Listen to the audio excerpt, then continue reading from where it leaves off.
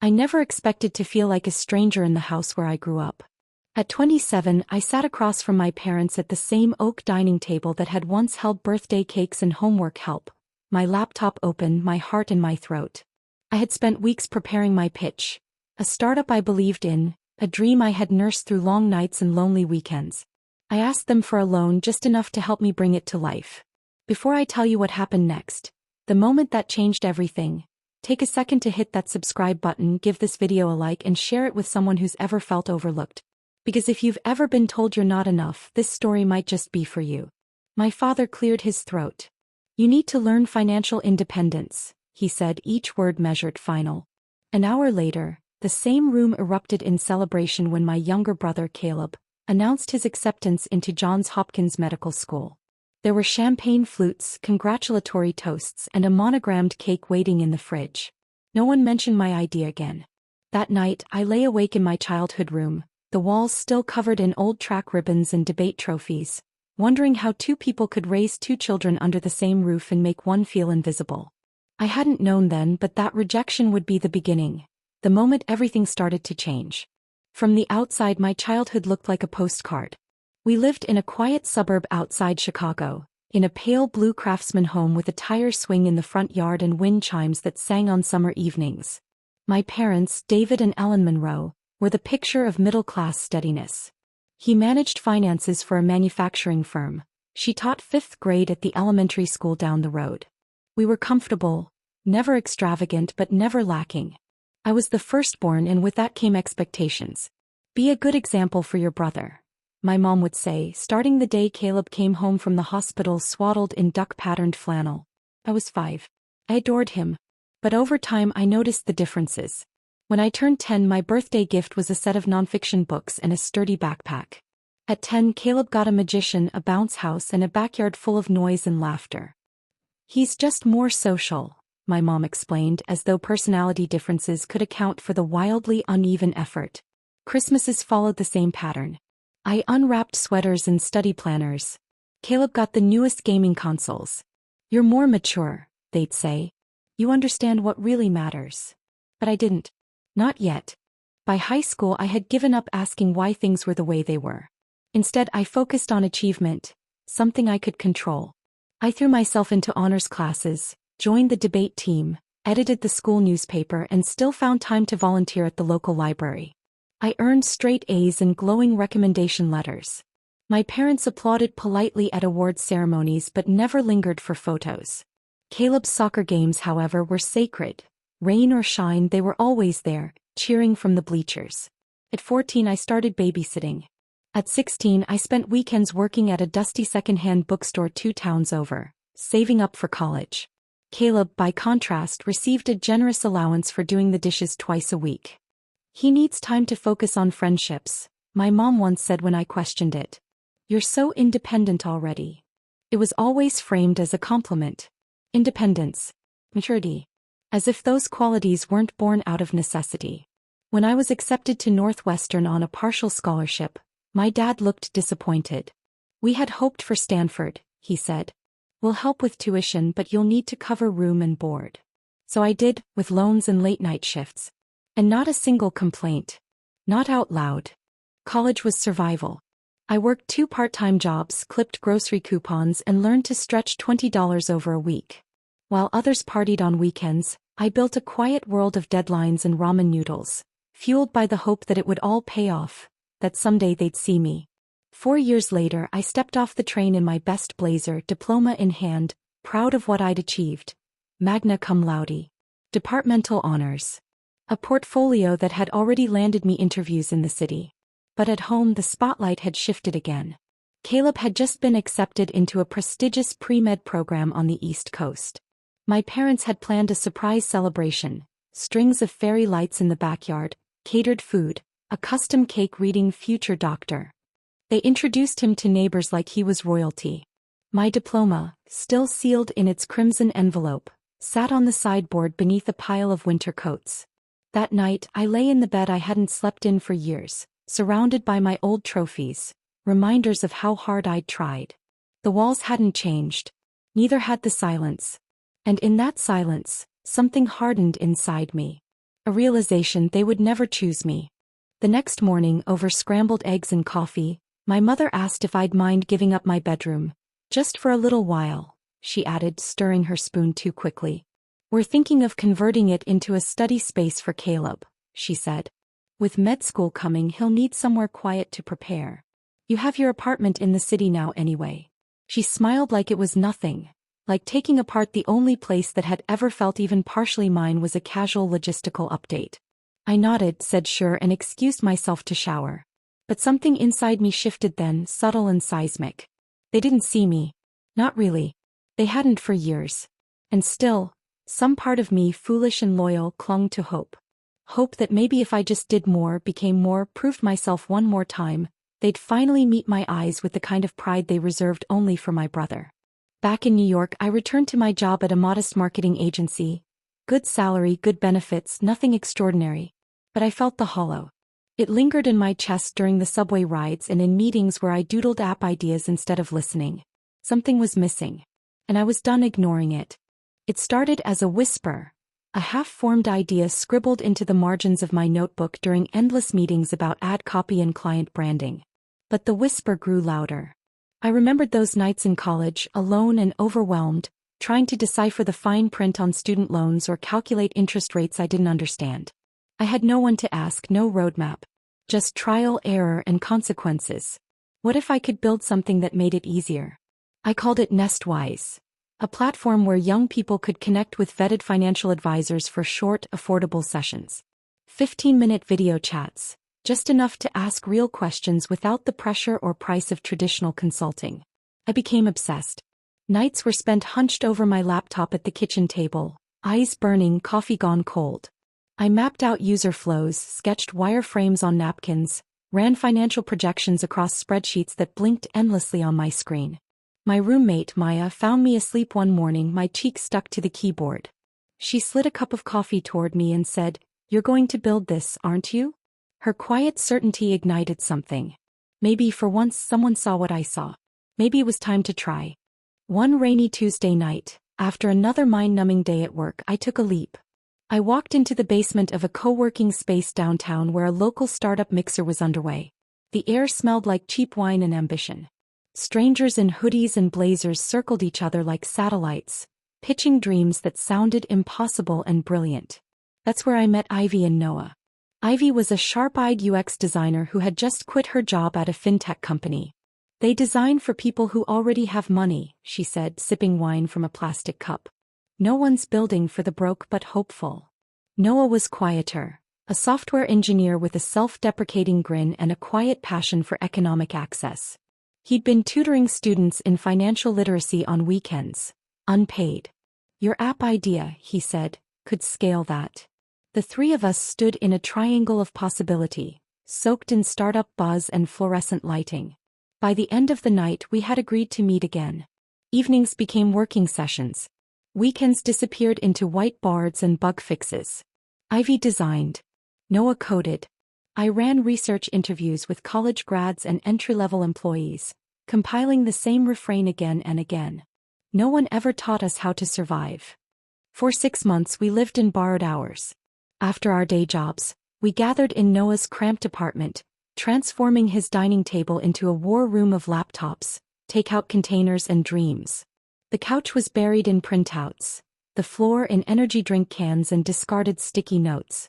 We weren't building an app. We were building lifelines for ourselves and for others. Ivy's wireframes brought the platform to life. Simple, intuitive, human. Noah built a prototype, rough but functional. I interviewed over 200 people between subway rides and lunch breaks, trying to understand what they needed most. How to budget, how to build credit, how to start over. The data was clear. 87% of respondents admitted to feeling anxious about their finances. 92% said they couldn't afford professional advice. And nearly 80% said they'd pay for short, affordable guidance if it was accessible. We named it Nestwise after the idea of building something safe, strong, from the ground up. We poured everything we had into it. Ivy contributed her savings from freelance work. Noah put in his inheritance. I liquidated my tiny investment account, sold my car, and scraped together $12,000. But we were still $13,000 short. and I had only one place left to turn. I agonized over it for a week. Rehearsed my words while washing dishes, brushing my teeth, lying awake in the dark. It felt less like asking for a loan and more like asking for belief. Something I wasn't sure my parents had ever truly offered me. Finally, I called my mother on a quiet Sunday evening. "Hey," I said, trying to sound casual. "I'll be in town next weekend. There's something I'd like to talk to you and Dad about." Her voice lit up. "Wonderful. Caleb will be home too. He has some exciting news." Of course he did. Still, I tried to hold on to hope. This time I had something real. A working prototype. A business plan. Market research. A timeline and a repayment schedule. This wasn't just a dream. It was a blueprint. I spent the entire week fine-tuning the pitch deck, trimming it from 30 slides to 10 that focused on what mattered most. The problem, the solution, the opportunity, and the ask. By the time I boarded the train back to the suburbs, my hands were trembling with equal parts fear and anticipation. I just needed one yes. One time for them to choose me. The table was set like it was Christmas. Mom's best china, crystal glasses, cloth napkins folded into perfect triangles. The smell of pot roast clung to the air like nostalgia, heavy and warm. A fresh bouquet sat at the center of the table, fragrant and showy, like the night was meant for celebration. Caleb arrived last, his entrance announced by the jingle of keys and the confident click of designer shoes on hardwood. He looked polished, dressed in effortless charm with that grin that always made people lean in. "Sorry I'm late," he said, dropping his bag near the stairs. "Just got out of a meeting with my mentor. She wrote the textbook on neuroimmunology." Mom beamed like the sun had come home to sit beside her. "That's incredible, sweetheart. Tell us everything." The appetizers came and went. Kale salad and sourdough rolls. Caleb talked through all of it. His classes, his professors, the scholarship he'd just received. When he announced it covered half his tuition, Dad stood to raise his glass. "To our future doctor." They clinked, smiling wide. I didn't raise mine. Because my turn hadn't come yet. And deep down I knew what kind of night this would become. It was Caleb, surprisingly, who gave me the floor. "Hey," he said, glancing my way, "didn't you have something you wanted to share?" The room fell into expectant quiet. I stood slowly, heart hammering in my chest, and connected my laptop to the television mounted on the wall. The screen glowed to life. My first slide titled in clean bold letters. Nestwise. Financial guidance for the next generation. "For the past 6 months, I began, trying to keep my voice steady, I've been building something I believe could change lives. I walked them through everything. The research, the prototype, the feedback from users, the team I'd built. I outlined the budget, the progress we'd made, and the $13,000 gap standing between us and launch. This isn't a handout," I said, looking directly at my father. "We've drafted a formal loan agreement. Repayment terms. Interest included." When I finished, the room stayed quiet. Too quiet. My dad finally leaned back, adjusting his glasses, the same nervous tick he had before giving bad news. "Startups," he said slowly, "are high risk. Most don't make it past the first year." Mom gave a tight smile. "You have a good job, honey. Why walk away from stability for something so uncertain?" I looked at them, every prepared argument caught in my throat. They hadn't heard a word I'd said. "I'm not walking away from stability," I said, fighting to keep my voice even. "I'm walking toward purpose." My father sighed. "You're 27. It's time to stand on your own. We need to focus our resources on Caleb's future right now." Heat rose in my chest. "I've been on my own since I was 14, I snapped. "I paid for college. I've never asked you for anything until now." "It's not personal," he replied, voice flat. "Medicine is a guaranteed return. An app is a gamble." Mom reached across the table. "We're trying to protect you." I pulled my hand back. "You're not protecting me. You're dismissing me." Again. Even Caleb shifted uncomfortably. "Maybe just a smaller loan?" A gesture. Dad shook his head. "No. She needs to learn that dreams come with cost. The world doesn't hand out funding for ideas." And just like that, the conversation moved on. Back to Caleb's apartment search, his scholarship details, what color curtains he wanted for his dorm. I sat there, food untouched, chest tight. Rejection wasn't new, but this one hit different. This wasn't just about the money. It was about being told, again, that I was never worth the risk. That night, I passed by my parents' bedroom on my way to the bathroom. The door was half closed, voices leaking through like a secret I wasn't meant to hear.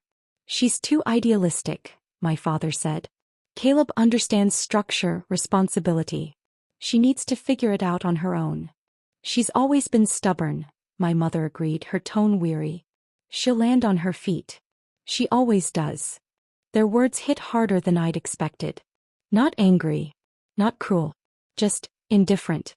As if my failure were inevitable and my success unnecessary. I closed my bedroom door softly behind me. I didn't sleep. Instead, I packed every item I still had in that house. A few books, some framed certificates, an old sweatshirt that no longer fit. I left behind the debate trophies, the academic awards. I knew where they'd end up, boxed in the attic, forgotten.